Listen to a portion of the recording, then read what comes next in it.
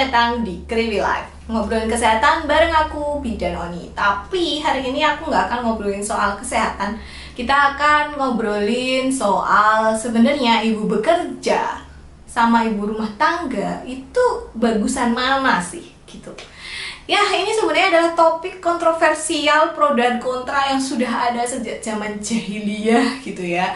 Dan membuat banyak sekali ibu-ibu itu merasa galau. Ini salah satu terbukti karena aku pernah nulis soal ini di blog dan page view-nya itu banyak banget gitu ya. Jadi memang, berarti memang banyak orang yang merasa struggling atau merasa susah memilih mau jadi ibu bekerja atau ibu rumah tangga. Sebenarnya ya, kalian itu udah tahu kok jawabannya. Cuman kadang-kadang mau eksekusi, mau melakukan apa yang ada dalam hati kalian, kalian tuh masih takut sama komentar orang gitu. Jadi kadang-kadang yang bikin kalian tidak melakukannya itu adalah komentar orang ini nih gitu. Tapi sebelum kita memulai obrolan kali ini, aku tidak bermaksud menyinggung salah satu pihak ya. Ini aku sampaikan berdasarkan apa yang pernah aku alami. Karena kebetulan aku sudah pernah mengalami dua-duanya, jadi ibu bekerja dan jadi ibu rumah tangga. Mana yang menurutku paling bagus? Oke, jadi obrolan kali ini itu berawal dari suatu DM Instagram gitu. Ada salah seorang follower yang DM aku bilang, "Bu, coba dong bikin konten tentang seorang ibu yang mau meninggalkan anaknya untuk bekerja." Wah, ini pasti ibunya yang DM ini merasa galau. Aku mau ninggal anakku kerja nggak ya? Atau aku mau resign aja gitu. Memang kita sebagai wanita ya, dulu mungkin waktu kecil kita punya cita-cita yang sangat tinggi. Kita lalu sekolah, kita lalu kuliah, lalu kita menikah. Dan kita punya anak gitu. Mungkin sebelum punya anak, karir kita bagus aja, mulus aja gitu ya. Tapi ketika kita punya anak, kita mulai dihadapkan oleh pilihan. Apakah kita akan menggapai karir dan impian kita, atau kita akan meninggalkan itu semua dan fokus kepada anak. Titik ini akhirnya menjadi perpisahan dua kubu. Yang ibu di rumah aja bilang gini nih sama ibu yang bekerja, Kamu apa sih? Masak loh, punya anak buat titip-titipin orang. Emangnya kamu mau punya berlian, kamu titipin orang? Gimana sih kamu dikasih kesempatan sama Tuhan buat punya anak, dikasih berkat buat punya anak, kok malah kamu titip-titipin? Gak kamu urus? Ibu macam apa sih kamu? Gak bisa ngurus anakmu? Lalu ibu bekerja nih bilang, Kamu ibu rumah tangga, ngapain kamu kuliah tinggi-tinggi? Gak sayang tuh sama ijazahmu. Kamu cuma ngurus anak, kamu cuma di dapur aja, gak sayang. dan ini nggak sampai di sini gitu ya. Jadi masih diperdebatkan juga kayak, terus kalau misalnya nih anak kamu diurus sama orang lain yang pendidikannya nggak tinggi, emangnya kamu yakin anak kamu itu akan jadi orang yang berhasil? Kalau misalnya anak kamu tinggal, emangnya kamu nggak takut anak kamu kurang kasih sayang? Ya pokoknya omongan-omongannya gitu. Itu akan semakin membuat perdebatannya meruncing, kita semakin ragu, kita semakin takut untuk mengambil keputusan itu. Sebenarnya ya, aku ini nggak tahu sih, orang-orang ini yang komen jahat-jahat cuit-cuit seperti yang aku sebutkan tadi, itu sebenarnya memang komentar karena merasa apa yang pihak lain itu lakukan tidak benar, atau komentar supaya kelakuan dirinya ini mendapat pembenaran gitu loh. Jadi kayak misalnya, aku sih kayak gini, aku lebih bagus daripada kamu, soalnya aku ngurus anakku nih. Aku sih memanfaatkan ijazahku dengan baik karena aku bekerja, kayak gitu.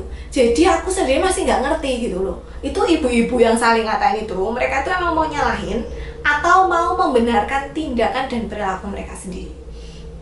Yang aku tahu adalah setiap yang kita lakukan itu orang lain akan menemukan celah untuk komentar gitu. Jadi yang pertama kalian perhatikan sebelum kalian mau mengambil keputusan mau kerja atau di rumah aja adalah jangan peduli omongan orang lain. Yang penting adalah keluarga kalian gitu ya. Karena apa? Karena orang lain itu akan selalu menemukan cara untuk berkomentar. Gak percaya, aku udah mengalaminya. Dulu ketika aku bekerja gitu ya, ada orang yang komen, kamu nih ya ngurusin anak orang lain. Karena kerjaanku bidan kan, aku ngurusin bayi orang lain. Tapi anakmu sendiri nggak kopen, nggak keurus, sampai kurus kayak gitu. Masa anaknya Bu Bidan kurus gitu?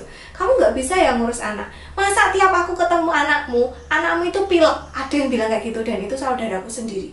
Kamu tahu nggak rasanya hati ini teriris-iris gitu ya? Karena iya ya, aku ngurusin anak orang lain gitu. Tapi apa iya anakku nggak aku urus? Kan orang juga nggak ngelihat 24 jam kan. Bahkan ada juga nih orang yang nggak aku kenal gitu, pernah curi juga kayak, emangnya dia tuh bisa ngurus anak gitu. Karena dia nggak pernah melihat 24 jam aku ngurus anakku, tuh nggak lihat gitu gimana perjuangan aku ngasih ASI, bolak-balik, bawa ASI, nyimpen ASI dan sebagainya, pumping dini hari jam 2 pagi bangun cuma buat power pumping. Orang-orang nggak lihat, karena memang kan aku nggak posting ya, emangnya aku mau live terus 24 jam streaming gitu kan, enggak gitu. Ternyata ada yang komen gitu. Lalu ketika akhirnya aku harus resign dan ikut suami, batin hatiku kayak gini nih, wah ini nanti yang komen-komen aku kemarin itu, yang ngatain aku kerja jadi gak bisa ngurus anakku, pasti diem nih, gak komen lagi. Apakah kayak gitu? Ternyata enggak ibu-ibu, ternyata tetap aja komen. Lah kamu gak sayang kok sama ijazahmu? Lah kamu kuliah tinggi-tinggi yuk, kamu malah ikut suamimu. Gimana perasaan hati ini? Udahlah galau mau meninggalkan kota yang sudah nyaman bertahun-tahun ditinggali, masih dikatain kayak gitu.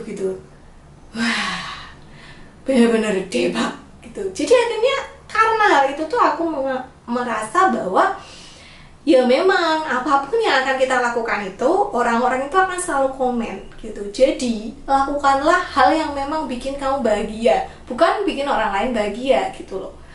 Karena apa? Karena mereka akan selalu komen gitu. Sama-sama di komen lah, bahwa milih yang bikin kamu bahagia daripada yang bikin kamu sengsara. Balik lagi ke pertanyaan. Jadi intinya bagusan mana nih? Ibu bekerja apa di rumah aja?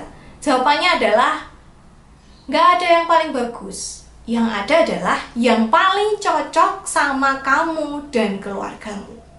Coba kamu bayangin, kalau semua ibu itu menjadi ibu rumah tangga, nggak akan ada bu bidan, nggak akan ada bu poluan, nggak akan ada bu guru, nggak akan ada bu dokter, nggak akan ada bu penjual makanan langganan kita, nggak akan ada bu catering. Karena apa? Semuanya jadi ibu rumah tangga.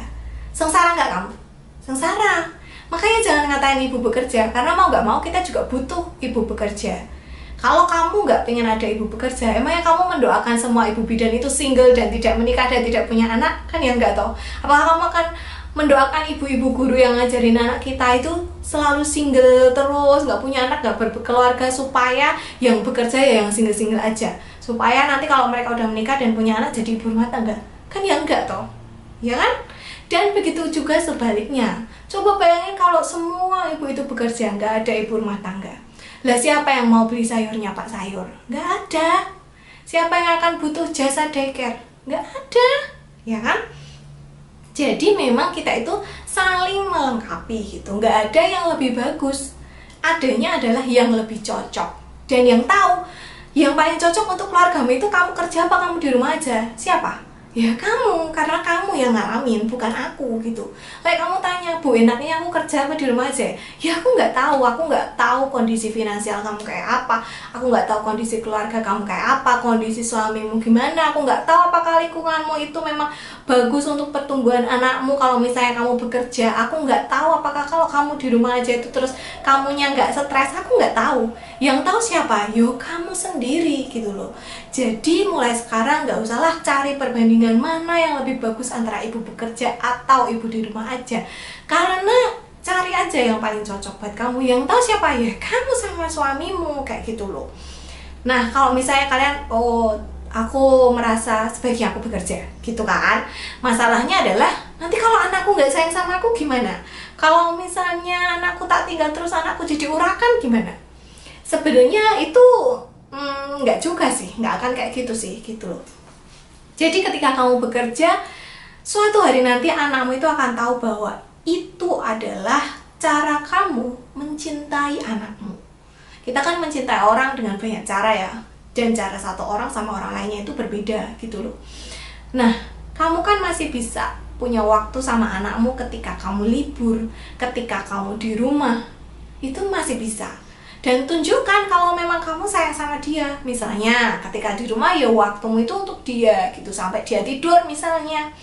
Kalau misalnya pas libur ya habiskan waktu sama dia. Tunjukkan kalau kamu itu sayang sama dia. Anak itu bisa merasakan kok apakah orang tuanya itu sayang sama dia atau enggak, itu bisa merasakan karena mereka juga punya hati. Jadi tunjukkan kalau kamu sayang sama dia, ajak ngobrol. Misalnya ibu bekerja supaya ibu bisa bantu ayah beliin kamu susu, ini karena ibu sayang sama kamu.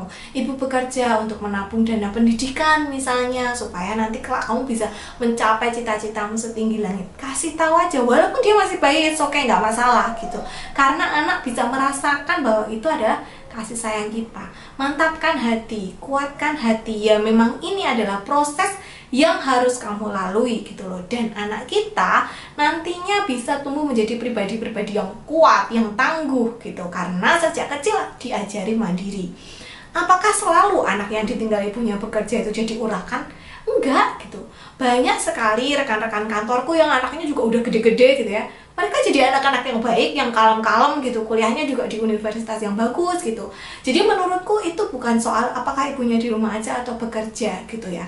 Ibu bekerja yang anaknya urakan ada, yang anaknya kalem banyak. Ibu di rumah aja yang anaknya kalem banyak. Ibu di rumah aja, ibu rumah tangga yang anaknya urakan ya banyak gitu. Jadi memang itu bukan indikator gitu.